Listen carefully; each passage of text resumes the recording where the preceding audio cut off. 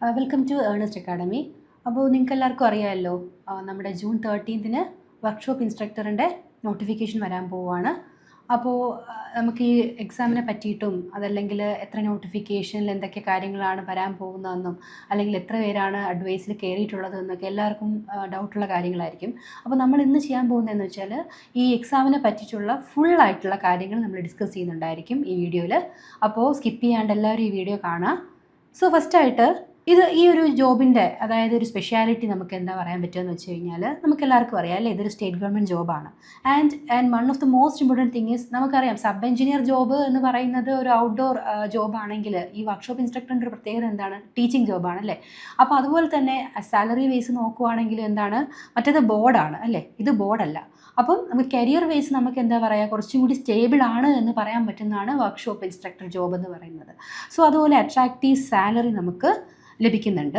പിന്നെ എന്താണ്, റെഗുലർ ആയിട്ടുള്ള റിക്രൂട്ട്മെൻ്റ് ഉണ്ട് ഇതിന്. അതുപോലെ കരിയർ ഗ്രോത്ത് നോക്കുവാണെങ്കിൽ അതായത് നമുക്ക് കുറച്ച് നാൾ കഴിഞ്ഞാൽ ഇവിടെ ഇരുന്നിട്ട് തന്നെ നമുക്ക് വേണമെങ്കിൽ ഫോർമാൻ ആവാനായിട്ട് പറ്റും. അപ്പോൾ എങ്ങനെ നോക്കിയാലും one of the best job എന്ന് പറയാൻ പറ്റുന്നതാണ് വർക്ക്ഷോപ്പ് ഇൻസ്ട്രക്ടർ. ഓക്കെ, അപ്പോൾ നമുക്ക് എന്ത് തന്നെ പറയാം, ഒരു ഗോൾഡൻ ഓപ്പർച്യൂണിറ്റിയാണ് ഇപ്പോൾ ഒരു ബിടെക് സ്റ്റുഡൻറ്റിനെ സംബന്ധിച്ചായാലും ഒരു ഡിപ്ലോമ സ്റ്റുഡൻറ്റിനെ സംബന്ധിച്ചിടത്തോളം ആയാലും ഈ ഒരു ജോബ് എന്ന് പറയുന്നത് വളരെ ഇമ്പോർട്ടൻ്റ് ആണ്. ആൻഡ് നമുക്ക് എന്തിന് ഈ ജോബ് സെലക്ട് ചെയ്യണം എന്ന് ചോദിച്ചു കഴിഞ്ഞാൽ ഇതൊരു പെർമനൻ്റ് ആയിട്ടുള്ളൊരു ഗവൺമെൻറ് സർവീസ് ജോബാണ്, എല്ലാവർക്കും അറിയാം. ആൻഡ് ടീച്ചിങ് ഇഷ്ടമുള്ള ഒത്തിരി പേരുണ്ട്. ടീച്ചിങ് ഇഷ്ടമുള്ള എല്ലാവർക്കും തന്നെ അതായത് ജോബ് എന്ന് പറയുന്നത് കുറച്ച് ഹെക്റ്റിക്കാണോ എന്ന് ആശങ്കപ്പെട്ടിട്ട് ടീച്ചിങ്ങിലോട്ട് വരാത്ത ആൾക്കാരും ഉണ്ട്. പക്ഷേ ഈ ജോബിൻ്റെ പ്രത്യേകത എന്താ, ടീച്ചിങ്ങും ആണ് പ്ലസ് ഹെക്റ്റിക്കും അല്ല. അതായത് ഇത് ലാബാണല്ലോ, ലാബ് ഓറിയൻറ്റഡ് ആയിട്ടുള്ള ജോബാണ്. സോ അതുകൊണ്ട് തന്നെ കണ്ടിന്യൂസ് അവേഴ്സ് ക്ലാസ് എന്തായാലും ഉണ്ടാവില്ല. ആൻഡ് സാലറി വൈസ് നോക്കുവാണെങ്കിൽ അവർക്ക് കിട്ടുന്ന ഏകദേശം അതേപോലൊരു സാലറി നമുക്ക് എന്ത് ചെയ്യാം, പ്രതീക്ഷിക്കാം. And good work life balance ആണ്. അതായത് നമുക്കറിയാം ടീച്ചിങ് ജോബ്സിൻ്റെ ഏറ്റവും വലിയ സ്പെഷ്യാലിറ്റി ഏതാണ് അല്ലേ, വർക്ക് ലൈഫ് ബാലൻസ് ഉണ്ടായിരിക്കും. അതുപോലെ അവധികൾ എല്ലാം നമുക്ക് എന്ത് കിട്ടും, ഈ ജോബിൽ സ്പെഷ്യലായിട്ട് കിട്ടും. ആൻഡ് പെൻഷൻ ആൻഡ് ബെനിഫിറ്റ്സ് ഉണ്ട്. അതുപോലെ റെസ്പെക്റ്റബിൾ കരിയർ ആണ്. അതൊക്കെ തന്നെയാണ് ഈ ജോബിനെ കുറച്ചും കൂടി എല്ലാവരിൽ നിന്നും വ്യത്യസ്തനാക്കുന്നത്. ദെൻ നമുക്ക് ഇതിൻ്റെ ഒരു സാലറി പാക്കേജ് നോക്കിക്കഴിഞ്ഞാൽ അറൗണ്ട് ഒരു 41,300 ടു ഒരു 87,000 വരെയൊക്കെ കിട്ടാൻ സാധ്യതയുള്ള ഒരു ജോബ് തന്നെയാണ് വർക്ക്ഷോപ്പ് ഇൻസ്ട്രക്ടർ. പിന്നെ എന്താ പറയാനുള്ളത്, ആൻഡ് ഇതിൻ്റെ ഒരു പ്രത്യേകത എന്ന് പറഞ്ഞു കഴിഞ്ഞാൽ ഈ ജോബിനെ തന്നെ പോസ്റ്റ് വൈസ് അതായത് പേരുകൾ ഡിഫറെൻ്റ് ആയിട്ട് നമുക്ക് എന്ത് ചെയ്യുന്നുണ്ട്, അറിയുന്നുണ്ട്. ലൈക്ക് വർക്ക്ഷോപ്പ് ഇൻസ്ട്രക്ടർ അല്ലെങ്കിൽ junior technical schools and demonstrator, ഇങ്ങനെ പല പല പേരുകളിലാണ് ഈ സെയിം ജോബിനെ അറിയപ്പെടുന്നത്. അതായത് നമുക്ക് കിട്ടുന്നത് എവിടെയാണോ അതിനനുസരിച്ചിട്ട് ഈ ജോലിയുടെ പേര് മാറും. ലൈക്ക് ഇൻസ്റ്റിറ്റ്യൂഷൻ നമുക്ക് പോളിടെക്നിക് കോളേജസ്, അതുപോലെ എഞ്ചിനീയറിംഗ് കോളേജസ്, ഇൻസ്ട്രക്ടർ ഗ്രേഡ് 2, ഇങ്ങനെ അതായത് ലൈക്ക് ഇൻസ്റ്റിറ്റ്യൂഷൻസ് വൈസ് നമുക്ക് എന്ത് ചെയ്യുന്നുണ്ട്, മാറ്റങ്ങളുണ്ട്. നമുക്ക് സ്കൂളുകളിൽ വർക്ക് ചെയ്യാനുള്ള സാധ്യതയുണ്ട്, അതുപോലെ കോളേജസിൽ വർക്ക് ചെയ്യാനുള്ള സാധ്യതയുണ്ട്. അപ്പം അതിനനുസരിച്ചിട്ട് എൻ്റെ നെയിം എന്ത് ചെയ്യും, അങ്ങോട്ടും ഇങ്ങോട്ടും മാറുമെന്നേ ഉള്ളൂ.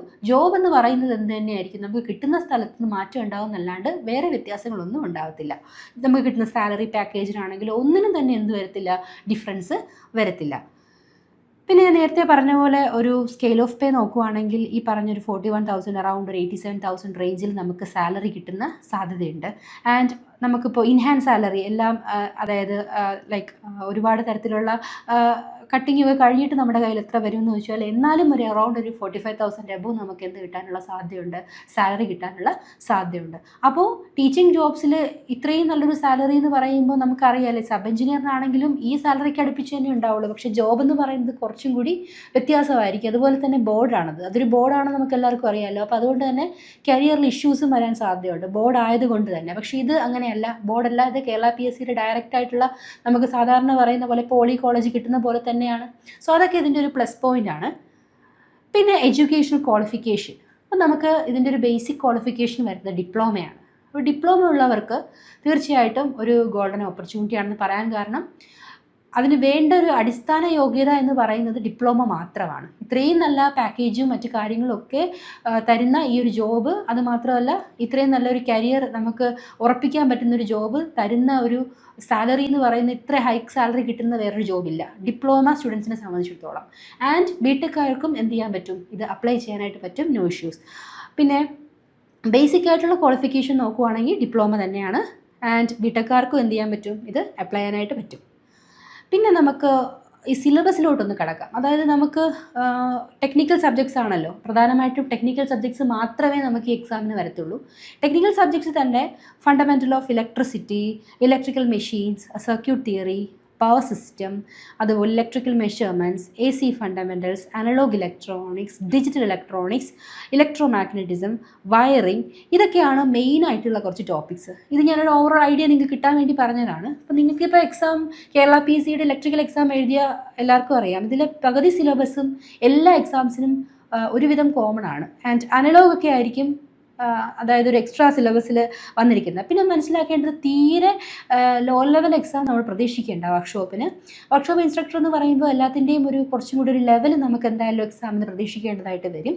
സോ നമുക്കൊരു ലൈൻമാൻ പഠിക്കുന്ന ഒരു ലാഘവത്തോടെ ഒരിക്കലും നമുക്ക് ഈ വർക്ക്ഷോപ്പ് ഇൻസ്ട്രക്ടറിനെ നമുക്ക് എന്ത് ചെയ്യാൻ പറ്റില്ല, ആ എക്സാമിന് വേണ്ടി പ്രിപ്പയർ ചെയ്യാൻ പറ്റില്ല. അപ്പോൾ ഇത് നമുക്കെല്ലാം ഡീപ്പായിട്ട് തന്നെ നമുക്ക് എന്ത് ചെയ്യേണ്ടി വരും, പഠിക്കേണ്ടി വരും. ആൻഡ് കോമ്പറ്റീഷൻ വൈസ് നോക്കുകയാണെങ്കിൽ ഇത്രയും നല്ല ഓപ്പർച്യൂണിറ്റീസ് ഉള്ളതുകൊണ്ട് തന്നെ എല്ലാവരും നന്നായിട്ട് പ്രിപ്പയർ ചെയ്യാനുള്ള ഒരു ടെൻഡൻസി കാണിക്കും അല്ലേ. അപ്പോൾ അതുകൊണ്ട് തന്നെ കോമ്പറ്റീഷൻ നല്ല ലെവലുണ്ടാവും. അപ്പം നമ്മൾ അതിനനുസരിച്ച് നമ്മളും പ്രിപ്പയർ ചെയ്തിരിക്കണം. അല്ലെങ്കിൽ നമുക്ക് എന്ത് ചെയ്യാൻ പറ്റില്ല, ഇത് ക്രാക്ക് ചെയ്തെടുക്കാനായിട്ട് പറ്റില്ല. അപ്പോൾ അത് നിങ്ങളുടെ മൈൻഡിൽ എപ്പോഴും ആ ഒരു കാര്യം ഉണ്ടായിരിക്കണം. എക്സാം എന്ന് പറയുന്നത് നമ്മൾ ആലോചിക്കുന്ന ബെനിഫിറ്റ്സ് തന്നെ മറ്റുള്ളവരും ആലോചിക്കും അല്ലേ. അപ്പോൾ എത്രയും ബെനിഫിറ്റ്സ് ഉള്ള ഒരു ജോബ് എല്ലാവരും എന്ത് ചെയ്യാനായിട്ട് ആഗ്രഹിക്കും, എങ്ങനെയെങ്കിലും അതൊന്ന് ക്രാക്ക് ചെയ്തെടുക്കാനായിട്ട് ആഗ്രഹിക്കും. അപ്പോൾ ഈ എക്സാംസിൻ്റെ സിലബസ് കണ്ടിട്ട് സിലബസ് സിമ്പിളാണ് എന്ന് വിചാരിക്കേണ്ട. സിലബസ് നമുക്ക് കുറച്ച് ടഫായിട്ട് തന്നെ പഠിച്ചാൽ മാത്രമേ നമുക്കൊരു അറൗണ്ട് സ്കോറിലേക്ക് എത്താനായിട്ട് പറ്റൂ.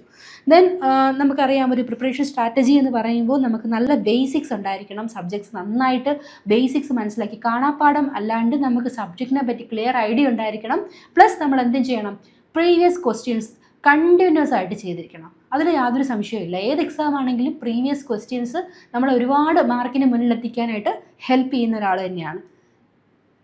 ഇനി നമുക്കൊരു കോമ്പറ്റീഷൻ അനാലിസിസ് നോക്കാം. അതായത് മുന്നേ ഈ ഒരു വർക്ക്ഷോപ്പ് ഇൻസ്ട്രക്ടർ നടന്നപ്പോൾ ഒരു ആപ്ലിക്കൻസ് എന്ന് പറയുന്നത് ഒരു 40,000+ ആപ്ലിക്കൻസ് ആയിരുന്നു.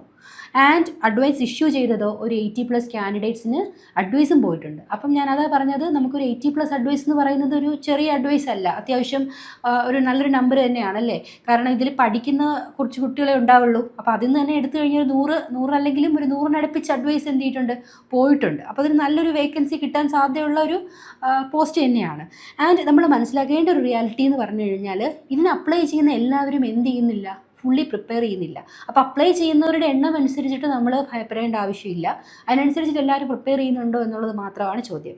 ആൻഡ് എപ്പോഴും നമ്മൾ പറയുന്ന പോലെ ഒരു സക്സസ് ഫോർമുല എന്ന് പറയുന്നത് നമ്മൾ കൺസിസ്റ്റൻ്റ് ആയിരിക്കണം, നമ്മൾ നന്നായിട്ട് റിവിഷൻ ചെയ്തിരിക്കണം. മോക്ക് എക്സാംസ് വളരെ ഇമ്പോർട്ടൻ്റ് ആണ്. മോക്ക് ടെസ്റ്റ് മസ്റ്റായിട്ട് ചെയ്തിരിക്കണം. ഓരോ ദിവസവും കഴിയുമെങ്കിൽ 1-2 മോക്ക് ചെയ്യാൻ പറ്റുമെങ്കിൽ അത്രയും നല്ലത്. അതിനനുസരിച്ച് നമ്മുടെ മാർക്ക് ഇമ്പ്രൂവ് ആവും. സോ അത് നിങ്ങളുടെ മനസ്സിലുണ്ടായിരിക്കണം. ആൻഡ് ഒരു അറൗണ്ട് ഒരു ടാർഗറ്റ് സ്കോർ എന്ന് പറയുന്നത് നമ്മൾ എപ്പോഴും എയിം ചെയ്യേണ്ട സ്കോർ എന്ന് പറഞ്ഞാൽ ഒരു 70+ എന്നുള്ളതാണ്. അതൊരു സേഫ് സോൺ ആണോ എന്ന് ചോദിച്ചാൽ ഇപ്പോഴത്തെ ഒരു കോമ്പറ്റീഷൻ അനുസരിച്ചിട്ട് യെസ് എന്ന് പറയാം.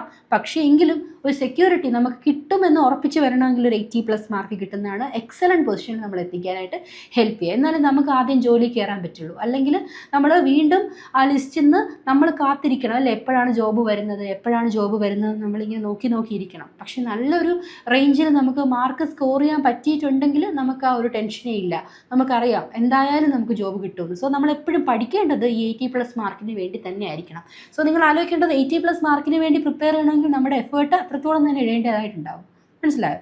നെക്സ്റ്റ് എന്ന് പറയുന്നത് നമ്മുടെ പ്രീവിയസ് വർക്ക്ഷോപ്പ് ഇൻസ്ട്രക്ടറിൻ്റെ ഒരു പ്രീവിയസ് ക്വസ്റ്റ്യൻസ് ബേസ് വെച്ച് പറയുകയാണ്. നമ്മളെപ്പോഴും എക്സാം പാറ്റേൺ മനസ്സിലാക്കുക and identify the important topics. അതിലെപ്പോഴും ചോദിക്കുന്ന ടോപ്പിക്സ് മനസ്സിലാക്കുക. അതുപോലെ റിപ്പീറ്റഡ് ക്വസ്റ്റ്യൻസ് നമ്മൾ എന്തായാലും മനസ്സിലാക്കിയിരിക്കണം. ആൻഡ് അത് നമ്മുടെ സ്പീഡും അക്യൂറസിയും ഇമ്പ്രൂവ് ചെയ്യാനായിട്ട് സഹായിക്കും. പിന്നെ ആവശ്യമില്ലാതെ നമ്മളിപ്പോൾ ഒരു ഏതാണ് കയ്യിൽ കിട്ടുന്ന എല്ലാം എടുത്ത് വാസ്റ്റ് ചെയ്ത് പഠിച്ച് പോകുന്ന ഒരു മെത്തേഡ് ഉണ്ടെങ്കിൽ അത് നിർത്തുക. അതായത് നമുക്കൊരു റെക്വേർഡ് സിലബസ് ഉണ്ട്, ഒരു റെക്വേർഡായിട്ട് നമ്മൾ പഠിക്കേണ്ട കുറച്ച് ഒരു കാര്യങ്ങളുണ്ട്. അല്ലാണ്ട് നമ്മുടെ കയ്യിലിരിക്കുന്ന ഇപ്പം നമുക്കൊരു പെട്ടെന്നൊരു ബുക്ക് കണ്ടാൽ അതിനകത്തും കുറച്ച് ക്വസ്റ്റ്യൻസ് കിട്ടിയെങ്കിൽ അതും പഠിച്ചു പോവാം. വേറെ ഏതെങ്കിലും ഒരു ഇത് ഒരു മെറ്റീരിയൽ കണ്ടാൽ അതിൽ നിന്നും കുറേ പഠിച്ചു പോകാം. ആ ഒരു രീതി ഒഴിവാക്കുക. കാരണം അതെന്ന് പറയുന്നത് നമ്മുടെ ടൈം ഒത്തിരി കളയാൻ സാധ്യതയുണ്ട്. മാത്രമല്ല നമുക്കൊരു കൺസിസ്റ്റൻസി കിട്ടത്തുമില്ല. എത്ര പഠിച്ചാലും പഠിച്ചില്ല എന്നുള്ളൊരു തോന്നലും വരും. സോ അതുകൊണ്ട് നമ്മളെപ്പോഴും അൺനെസസറി സ്റ്റഡി ഒഴിവാക്കുക എന്നുള്ളതാണ്. ആൻഡ് സബ്ജക്റ്റ് എന്ന് പറയുമ്പോൾ നേരത്തെ ഞാൻ പറഞ്ഞതുപോലെ ഇലക്ട്രിക്കൽ മെഷീൻസ് ആണെങ്കിൽ അതിൻ്റെ അകത്ത് ഏതൊക്കെയാണ് നമുക്കറിയാം അല്ലേ. DC ജനറേറ്റർ പഠിക്കണം, DC മോട്ടോർ പഠിക്കണം, യെസ് ട്രാൻസ്ഫോമർ അറിയാം, induction motors, synchronous Motors, machines and special machines. ഇത് ഞാനൊരു ലൈക്ക് നിങ്ങൾക്ക് കുറച്ച് പേർക്കെങ്കിലും എക്സാം പ്രിപ്പയർ ചെയ്യുന്നവർക്ക് അറിയായിരിക്കും ഈ സിലബസ്. ഇതിൽ തന്നെ ഒരുപാട് വാസ്റ്റായിട്ട് ചോദിക്കുന്നുണ്ട്. ജസ്റ്റ് ഞാനൊരു ഓവർവ്യൂ പറയുകയാണ്. ഇതൊക്കെയാണ് നമ്മൾ മെഷീൻസിൽ നോക്കേണ്ടത്. അതുപോലെ ഫണ്ടമെൻ്റൽസ് നോക്കിക്കഴിഞ്ഞാൽ എല്ലാം വേണം. Ohm's law, electrical quantities, series parallel, electrical energy and power, heating, chemical and mechanical effects എല്ലാം. അതായത് നമ്മൾ സാധാ രീതിക്ക് പഠിക്കുന്ന എല്ലാം. അതുപോലെ എ സി സിസ്റ്റം എടുത്താലും വേണം. A C wave form, RMS average, form factor relationship, single phase circuit, 3 phase circuit, പിന്നെ പവർ ഫാക്ടർ, പിന്നെ ഇലക്ട്രോസ്റ്റാറ്റിക് ആയാലും coulomb's law, electric field and flux, capacitance. Then analogue and ഡിജിറ്റലിലേക്ക് വന്നു കഴിഞ്ഞാലും വേണം അല്ലേ. Semiconductors, diodes, rectifiers, logic gates, number system, ഇതൊക്കെ ബേസിക്കാണ്. ഇതിൽ നിന്നും ഒത്തിരി ക്വസ്റ്റ്യൻസ് നമുക്കറിയാം. എക്സാംസ് പ്രിപ്പയർ ചെയ്യുന്നവർക്ക് കുറച്ച് മനസ്സിലാവുന്നുണ്ടായിരിക്കും. അല്ലാത്തവർക്ക് പറയുവാണ് ഇതൊരു ഓവർവ്യൂ മാത്രമാണ്. ഇതിൽ നിന്ന് തന്നെ എത്രയോ ക്വസ്റ്റ്യൻസ് ഫ്രെയിം ചെയ്യും. എന്നാലും ഇങ്ങനെയൊക്കെ ടോപ്പിക് ഉണ്ടെന്ന് പറയുമായിരുന്നു. ദെൻ നമുക്കറിയാം മെഷർമെൻറ്റ്സ് എന്ന് പറയുമ്പോൾ ammeter, voltmeter, wattmeter, energy മീറ്ററിനെ പറ്റിയിട്ടുള്ള ക്ലീൻ സ്റ്റഡി വേണം. Megger, CT and PT, current transformer and potential ട്രാൻസ്ഫോമറിനെ പറ്റിയിട്ടുള്ള ഒരു ബേസിക് ആയിട്ടുള്ള കുറച്ച് കാര്യങ്ങൾ പഠിക്കാനുണ്ട്. സോ അത് നോക്കണം. പിന്നെ വയറിംഗ് ആണെങ്കിൽ വയറിങ്ങിൻ്റെ എല്ലാ ഏരിയാസും നോക്കേണ്ടതായിട്ടുണ്ട്. Wiring accessories, earthing, MCB, MCCB, അതെല്ലാം നമ്മുടെ RCCB, LCB എന്നൊക്കെ പറയുന്നത് സർക്യൂട്ട് ബ്രേക്കേഴ്സ് ആണ് അല്ലേ. Different type of circuit breakers അത് പഠിച്ചിരിക്കണം. പിന്നെ നമ്മുടെ IE റൂൾസ് വളരെ ഇമ്പോർട്ടൻ്റ് ആണ്. IE റൂൾസ് എന്ന് പറയുന്നത്. പിന്നെ എസ്റ്റിമേഷൻ ആൻഡ് കോസ്റ്റിംഗ് റീജിയൻ നന്നായിട്ട് നോക്കിയിരിക്കണം. Then electromagnetic induction, magnetic circuits, then എന്താ സർക്യൂട്ട് തിയറി അല്ലേ, Kirchhoff law, network theorem, mesh analysis, node analysis, resonance circuits, ഇതെല്ലാം എന്തിൽ വരുന്നതാ, നമ്മുടെ സർക്യൂട്ട് തിയറിക്കകത്ത് വരുന്നതാണ്. ഇതെല്ലാം നമ്മൾ എന്ത് ചെയ്തിരിക്കണം, നന്നായിട്ട് പ്രിപ്പയർ ചെയ്തിരിക്കണം. നിങ്ങൾക്ക് സിലബസ് ഓവർവ്യൂ ഇപ്പോൾ ഒരുവിധം കിട്ടിയിട്ടുണ്ടെന്ന് മനസ്സിലായി. ഇനി നമ്മുടെ അടുത്ത ചോദ്യം നമ്മൾ എക്സാമിന് എങ്ങനെ പ്രിപ്പയർ ചെയ്യുന്നുള്ളതാണ്. സോ ഇത്രയും പേര് മത്സരിക്കുന്ന ഒരു എക്സാമിന് നമുക്ക് നമ്മുടേതായ ഒരു സ്പെഷ്യൽ സ്ട്രാറ്റജി ഉണ്ടെങ്കിൽ മാത്രമേ നമുക്ക് എന്ത് ചെയ്യാൻ പറ്റുള്ളൂ, ഫസ്റ്റ് അഡ്വൈസിൽ തന്നെ ജോലി കരസ്ഥമാക്കാൻ സാധിക്കുകയുള്ളൂ. സോ അതിന് നമുക്കൊരു പ്രോപ്പർ ഗൈഡൻസ് ആവശ്യമാണ്. സോ ഇവിടെ നമ്മുടെ ഏർണസ്റ്റ് അക്കാഡമി നമുക്ക് നൽകുന്നത് ഒരു മെൻറ്റർഷിപ്പ് സപ്പോർട്ടാണ്, ലൈവ് റെക്കോർഡഡ് ക്ലാസ്സസ്, അതുപോലെ തന്നെ ഡൗട്ട് ക്ലിയർ സെഷൻസ് എല്ലാം പ്രൊവൈഡ് ചെയ്യുന്നുണ്ട്. സോ താല്പര്യമുള്ളവർ താഴെ കാണുന്ന ഗൂഗിൾ ഫോം ഫില്ല് ചെയ്യുക, അല്ലെങ്കിൽ പാസ് ചെയ്ത് പോകുന്ന നമ്പറിൽ കോൺടാക്റ്റ് ചെയ്യുക. സോ എല്ലാവർക്കും ഈ ഒരു ക്ലാസ് കൊണ്ട് നമുക്ക് ഈ വർക്ക്ഷോപ്പ് ഇൻസ്ട്രക്ടറിൻ്റെ എല്ലാ ഐഡിയാസും കിട്ടിയെന്നാണ് ഞാൻ വിശ്വസിക്കുന്നത്. എന്തെങ്കിലും ഡൗട്ട്സ് ഉണ്ടെങ്കിൽ തീർച്ചയായിട്ടും ഈ നമ്പറിൽ ബന്ധപ്പെട്ട് കഴിഞ്ഞാൽ നിങ്ങൾക്ക് അറിയാവുന്നതാണ്. So thank you all. നമുക്ക് മറ്റൊരു സെഷനിൽ കാണാം. Thank you so much.